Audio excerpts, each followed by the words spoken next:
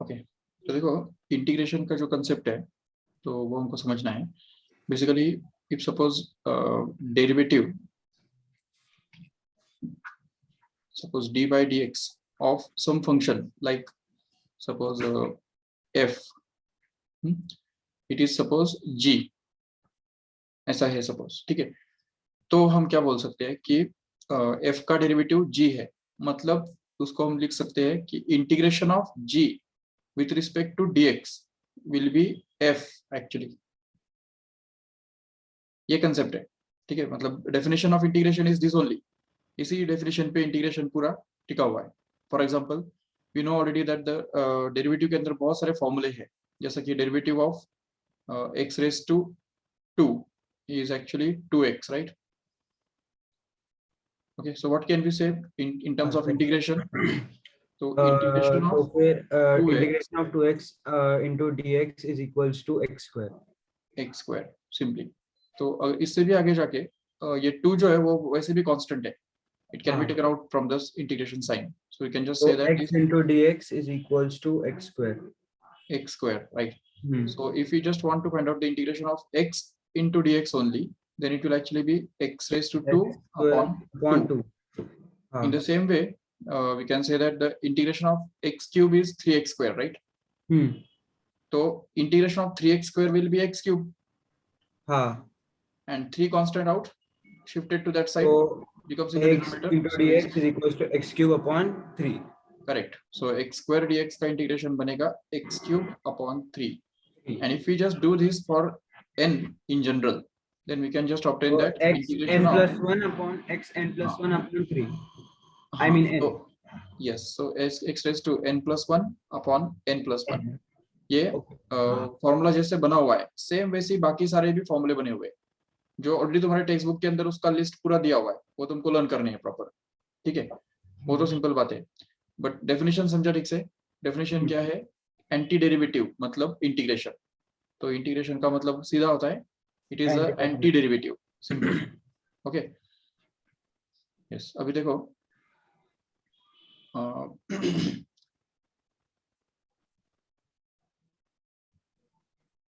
Okay, तो अभी maths के अंदर हमने इंटीग्रेशन का एक ये देखा, उसका यूज देखा, जिसको हम बोल सकते हैं कि लिमिट ऑफ सम. ठीक है, the integration can be used as a limit of sum. And also we have seen the integration can be used as a area under the curve, area under any curve. तो ये दोनों चीजें actually एक दूसरे के साथ linked है. ठीक है, देखो सपोज हमारे पास एक है,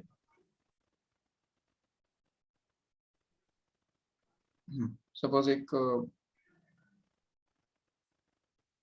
ग्राफ है, सपोज हमारे पास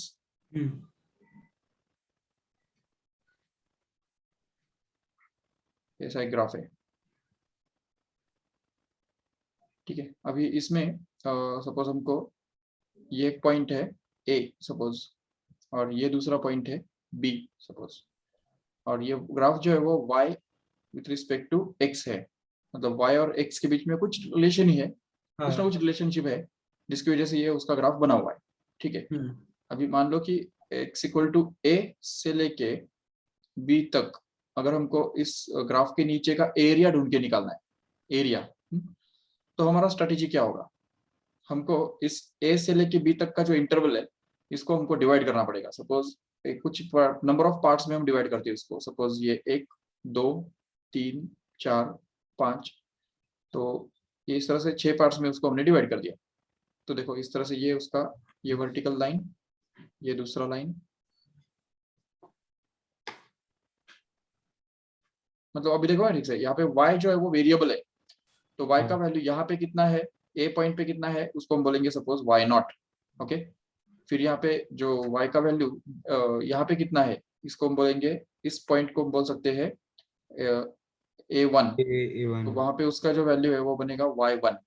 फिर यहाँ पे a2 जो है, a2 उसको हम बोल सकते हैं y2 उसका वैल्यू होगा. एंड सेम वैसे ही कंटिन्यू कर सकते हैं आगे. ठीक है, अप टू b. यस, अभी इसमें देखो, if we just multiply this y0 with the difference between this A and A1, देखो ठीक से अभी A और A1 इन दोनों के बीच में जो गैप है, तो उसको हम इस तरह से लिख सकते हैं, उसको हम डेल्टा x1 बोल सकते हैं, ठीक है, delta x1. So if you just multiply this y0 with delta x1 और delta x0 बोल दे उसको, convenient हो जाएगा, ठीक है. So we'll just get a तो ये area of this rectangle. Delta x not is the distance between A and A1 ना? हाँ, A and A1 के बीच में जो डिस्टेंस है ये वाला, ये एक्चुअली डेल्टा x0 है, okay, and that is multiplied with y0. So automatically what we get is we'll get the area of this rectangle, correct? Yes. हाँ. Okay, again y1 is the next value of y. y1 values का y1 है, into फिर A1 and A2 का distance. हाँ, तो वो suppose delta x1 है, तो उससे अगर मल्टीप्लाई करेंगे तो हमको मिलेगा y1 into delta x1 and that will actually be the area of this rectangle here. Then again we can just have this third rectangle, y2 into A2 and A3 का का डिस्टेंस जो है वो delta x1 delta x2 होगा. Delta x2. So on we can just go on multiplying the value of y at every end point and we'll multiply it by delta x, मतलब interval, thickness of that interval, ठीक है. तो इस तरह से हम हर point पे करते जाएंगे इस तरह से, so हमको इस टाइप के रेक्टेंगल्स का एरिया मिलते जाएगा आराम से, right. So once we get the sum of all this, तो इन सबको अगर हम ऐड कर देंगे ना, तो हमको एक, इसको हम लिख सकते हैं summation of y into delta x in general, okay. But अभी इसमें समझो बात ठीक से कि अगर सपोज हमने यहाँ पे डेल्टा x को अगर कम करेंगे, इसके ऊपर बेस्ड मैं एक दूसरा एक एनिमेशन दिखाता हूँ, उससे तुमको ज्यादा समझ में आएगा. देखो,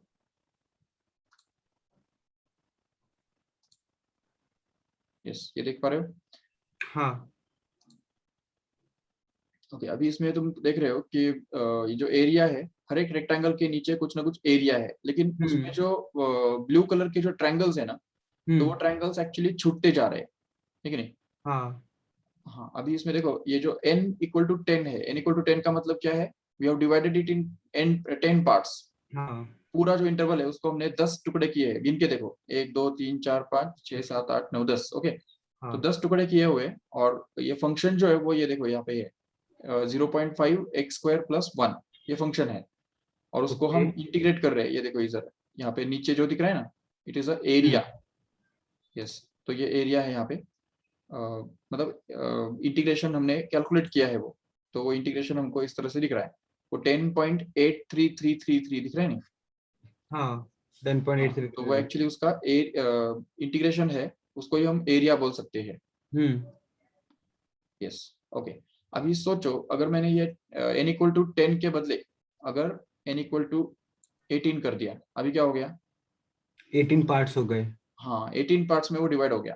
लेकिन फायदा क्या हुआ हमको? ये जो ट्रायंगल्स पहले छूट रहे थे, ये देखो, ये पहले वो जो अभी कम छूट रहे हैं. हाँ, अभी जो है वो कम ट्रायंगल्स छूट रहे हैं और छोटे छोटे ट्रायंगल्स छूट रहे हैं.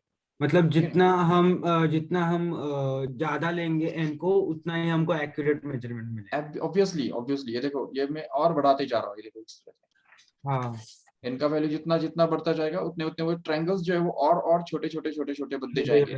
हाँ. And ultimately, if we just divide it by in 100 parts, no doubt we can just go beyond 100 also. But अभी चलो ठीक है, ये एनिमेशन में 100 मैक्सिमम लिया है, तो तभी भी देखो कितना एक्यूरेट हमको एरिया मिल रहा है, ठीक है. तो इस तरह से हम देख सकते हैं कि एरिया इज 10.8333, ओके. बट अगर हम लोअर ट्रायंगल्स का अगर सम करते हैं, तो वो हमको मिल रहा है 10.6719, राइट, जो कि बहुत क्लोज है उसके. और वो भी कभी मिल रहा है हमको n इक्वल टू 100 लेने से मिल रहा है. हाँ. लेकिन इसलिए फिर भी छूट रहा है ना, कुछ तो छूट रहा है, क्योंकि ये देखो यहाँ पे 10.67 है, नहीं तो एक्चुअली 10.87 होना चाहिए था. हाँ. और अपर ट्रायंगल्स जो है ना, ये अपर ट्रायंगल्स, उनका एरिया एक्स्ट्रा रहेगा, तो एक्स्ट्रा होने की वजह से वो अपर सम जो है वो एक्चुअली 10.99 हमको मिल रहा है, जो कि उससे ज्यादा है, ठीक है. लेकिन ये दोनों सम्स जो है ना, वो actually they will come closer and finally they will land up to 10.8333 only when we'll just take the infinite number of intervals here. Okay, but that is not possible in real life. It's possible only in the theoretically. It's ये जो है n equal to infinity लेना, ये सिर्फ imagination में ही possible है लेकिन real life में ऐसा पॉसिबल नहीं है कि n इक्वल टू इन्फिनिटी हो जाएगा, क्योंकि कुछ ना कुछ गैप तो रहेगा उसके अंदर, जो 0.0000001 क्यों ना हो, लेकिन कुछ ना कुछ गैप रहेगा, वो गैप कभी जीरो नहीं हो सकता है, but we expect that to be zero, and the number of intervals we expect it to be infinity for this integral to become exact 10.8333. Okay, and that is actually called as the integration. यह समझ में आया ठीक से? Yes sir. Okay, अभी same वैसे ये भी दूसरा एनिमेशन है, देखो इसमें भी हमको वही करना है। अगर हम एरिया नंबर ऑफ इंटरवल्स अगर हम चेंज करते हैं तो ऑटोमेटिकली देखो क्या होगा, ये देखो एरिया नंबर ऑफ इंटरवल जितना हम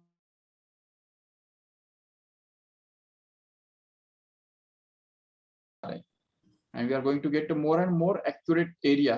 देखो अभी यहाँ पे फेयरली एक्यूरेट हो गया, वो पूरा एक्यूरेट हो गया। 200 कर दिया हमने इसको इस तरह से। Even same thing can be observe here.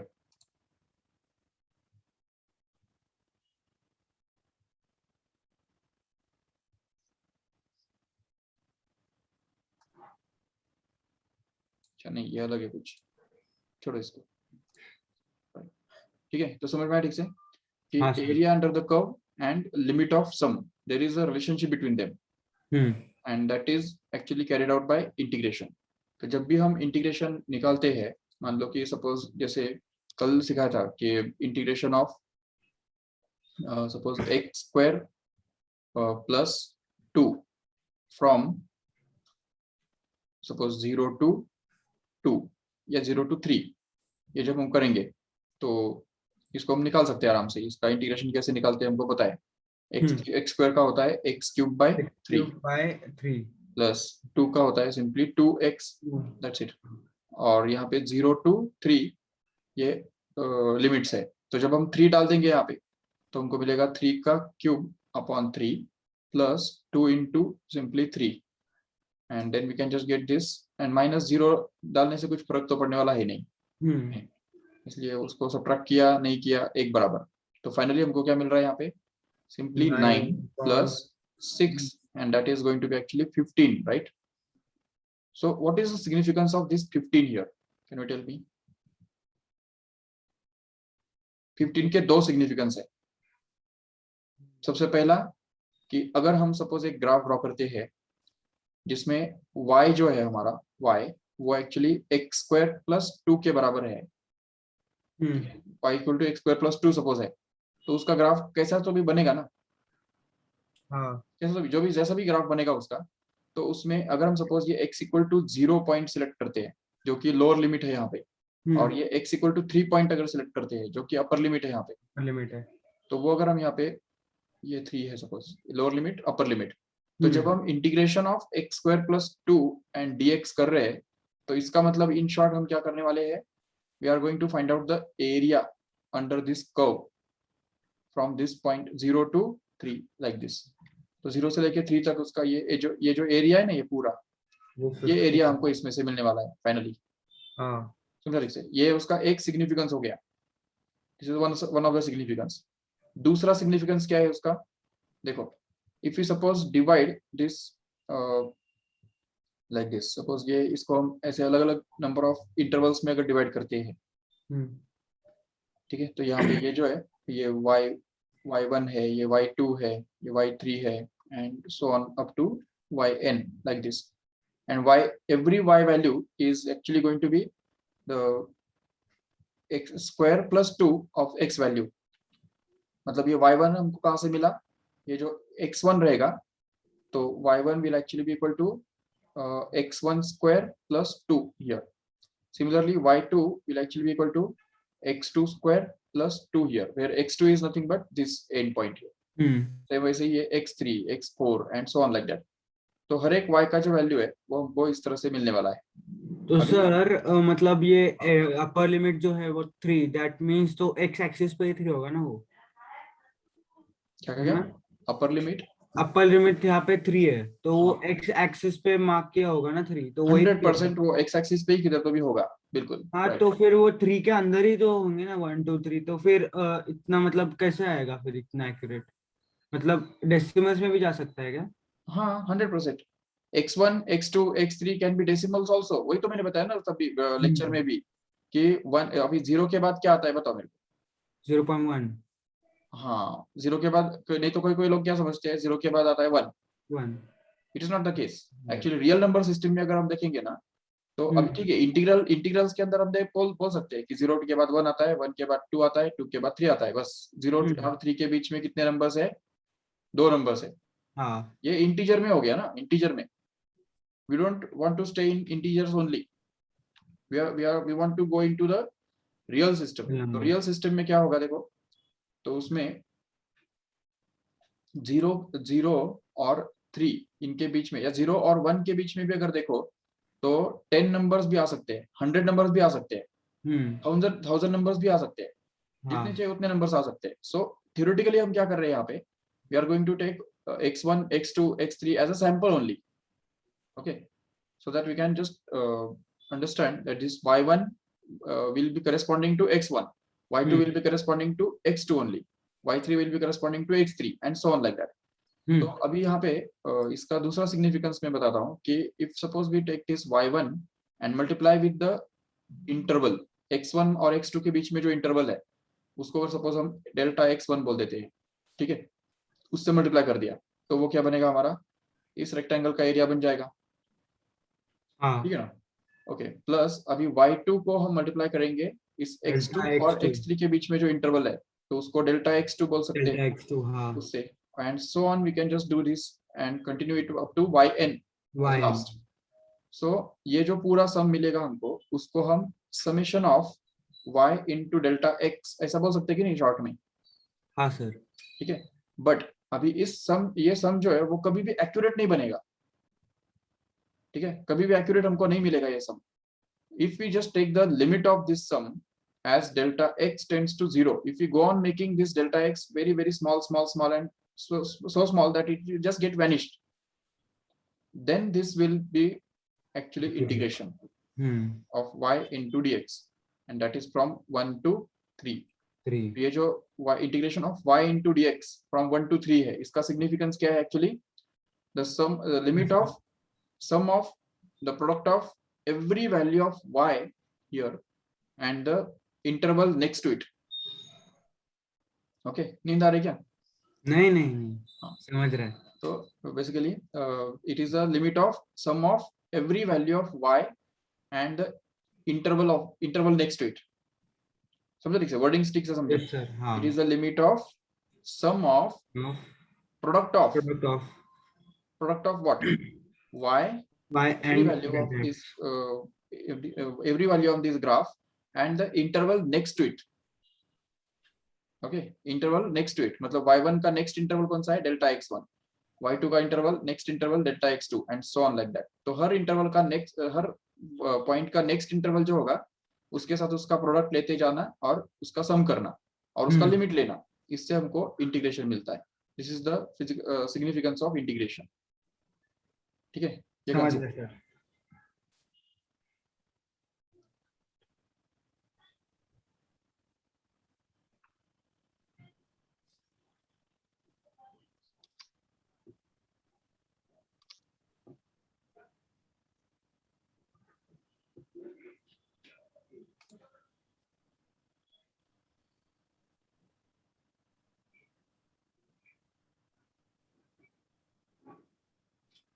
समझ गया सर।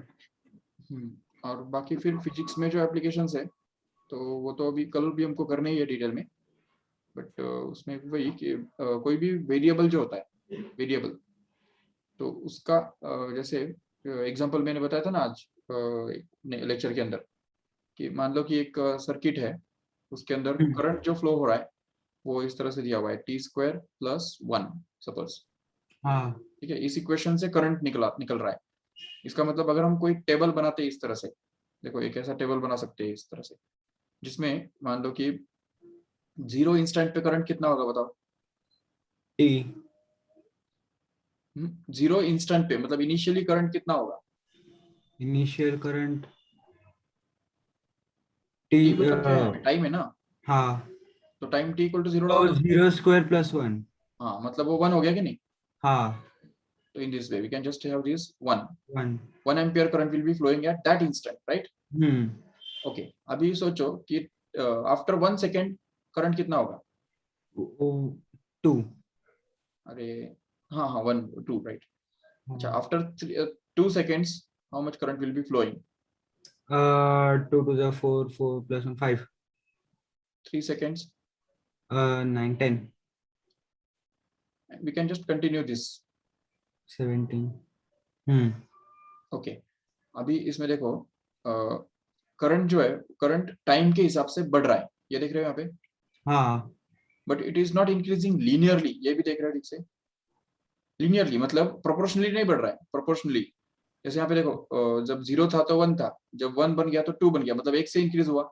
हाँ. अभी जब 2 सेकंड पे करंट कितना बन गया? 5 हो गया, 5 मतलब तो 3 से इंक्रीज हो गया ना। हो गया। कांस्टेंट हाँ. रेट से इंक्रीज हो रहा है क्या? नहीं. बिल्कुल नहीं। ठीक है, तो it may be the case ना, ऐसा केस हो सकता है। अभी अगर तुमको पूछा कि what is the expression for the charge, तो क्या करेंगे? क्योंकि देखो इस सर्किट के अंदर करंट जो फ्लो हो रहा है वो इस तरह से है, ये रूल फॉलो कर रहा है। 0 इंस्टेंट पे वो 1 था, फिर फर्स्ट इंस्टेंट पे वो 2 बन गया, सेकंड इंस्टेंट पे 5 बन गया। तो चार्ज निकालने के लिए हम नॉर्मली क्या करते हैं? मान लो अगर तुमको बोला रहता कि 10 एम्पियर करंट फ्लो होता है और वो भी सपोज 3 सेकंड के लिए फ्लो होता है, तो कितना चार्ज फ्लो हो गया, कैसे निकालते हो? Charge is always the product of current and time, right कि नहीं? हाँ. Because current itself is actually defined as the charge per unit time. Okay, तो current will obviously be equal to charge current into time, वो तो ठीक है। अभी current अगर कांस्टेंट है तो फिर क्या होगा? करंट का वैल्यू हम 10 डाल देंगे और टाइम का वैल्यू 3 सेकंड्स डाल देंगे, तो खत्म। तो चार्ज कितना मिलता? 30 सेकंड्स मिलता, 30 कूलम मिल जाता है कि नहीं? 30 कूलम, ठीक है। लेकिन अभी इसमें यहाँ पे क्या हो रहा है देखो कि करंट जो है वो कंटिन्यूअसली बढ़ता जा रहा है, मतलब कभी वो 1 है, कभी 2 है, कभी 5 है, कभी 10 है। और इसमें भी क्या है ना कि ये ऐसा भी नहीं है ना कि करंट जो है वो 0 से लेके 1 तक कांस्टेंट है, या 1 से 2 तक कांस्टेंट है, या 2 से 3 तक कांस्टेंट है। अगर वैसा होता तो हम क्या करते? देखो अगर सपोज 0 टाइम्स 0 से 1 अगर करंट कांस्टेंट है और वो 1 है, तो उसमें चार्ज कितना फ्लो होता? 1 कूलम चार्ज फ्लो हो जाता। अभी देखो अगर 1 से 2 तक करंट कांस्टेंट है और वो 2 है, तो 2 into 1 कितना बनता? 2 कूलम चार्ज फ्लो हो जाता। तो 5 एक से बढ़ता चार्ज। चार्ज। तो इन सबको हम ऐड करके भी हमको मिल जाता था ना फाइनल आंसर। लेकिन इसमें worst thing is that the current is variable. That means अगर हम करंट और टाइम का ग्राफ निकालेंगे ना, तो वो ग्राफ ऐसा कुछ मिलेगा फिर से। It is a variable, right? So we cannot say that the current is constant up to this point and then current just increases after this point and current just increases after this point. No, it's increasing continuously. तो वो इस तरह से इतना smoothly बढ़ रहा है। तो ऐसे केस में हमको क्या करना पड़ेगा? We'll have to divide this whole graph into large number of intervals. And suppose एक छोटा एक इंटरवल कंसिडर कर लो, इंटरमीडिएट पार्ट ये कंसिडर कर लो। सपोज यहाँ पे मान लो टाइम t है और उस समय का जो करंट है वो समझो I है, ठीक है? और इसका जो नेक्स्ट इंटरवल है ना, ये है सपोज, वो T1 हो जाएगा। हाँ, उसको हम बोल सकते हैं t प्लस डेल्टा टी अभी इस केस में, या t प्लस dt बोल सकते हैं better, t plus dt, so that the interval automatically becomes tt only है dt। तो अकॉर्डिंगली हम क्या करेंगे? अभी इस I को इस dt के साथ मल्टीप्लाई करेंगे तो ऑटोमेटिकली हमको क्या मिलेगा? इस स्ट्रिप का एरिया मिल जाएगा, राइट? एरिया मिल जाएगा। तो देखो and that will be the charge flowing in that interval only. ये जो इंटरवल है, इस इंटरवल के अंदर कितना चार्ज फ्लो हो गया, तो वो हमको मिलेगा that is dq is equal to I into dt। समझा ठीक से? I into dt, this becomes the charge. Now if we just add all these charges flown in all these such intervals, small intervals like this, तो ऐसे छोटे छोटे intervals के अंदर जितना भी चार्ज फ्लो होता है, तो हर एक इंटरवल में होने वाला फ्लो होने वाला चार्ज अगर हम ऐड करते चले जाते हैं तो क्या मिलेगा हमको? टोटल चार्ज मिलेगा कि नहीं? टोटल चार्ज, हाँ। इसलिए टोटल चार्ज मिलने के लिए हमको ये करना पड़ेगा, integration of dq, and that will be actually equal to integration of I dt, हाँ। where integration of dq will be the total charge which we want here.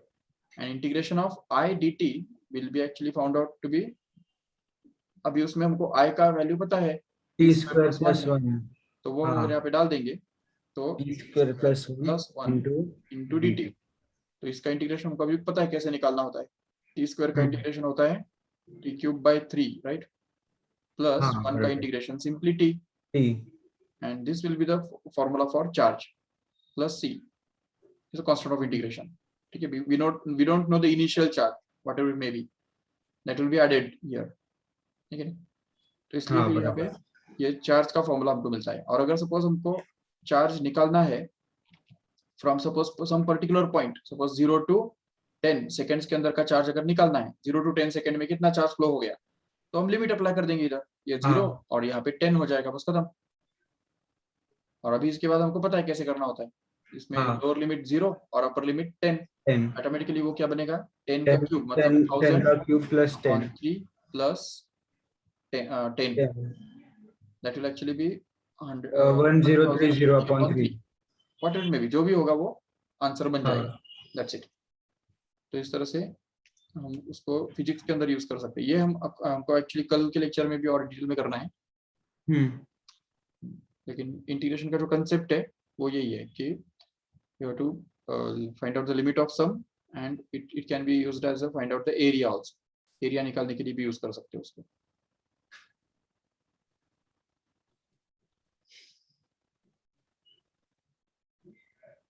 ठीक है,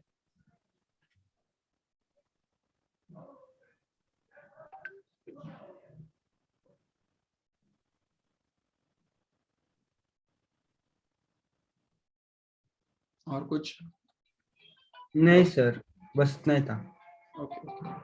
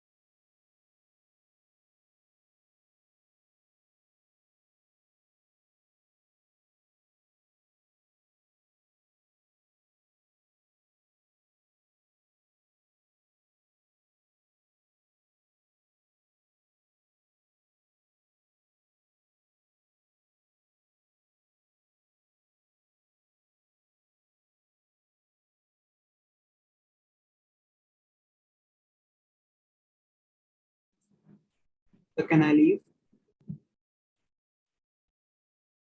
yes yes Thank you, sir.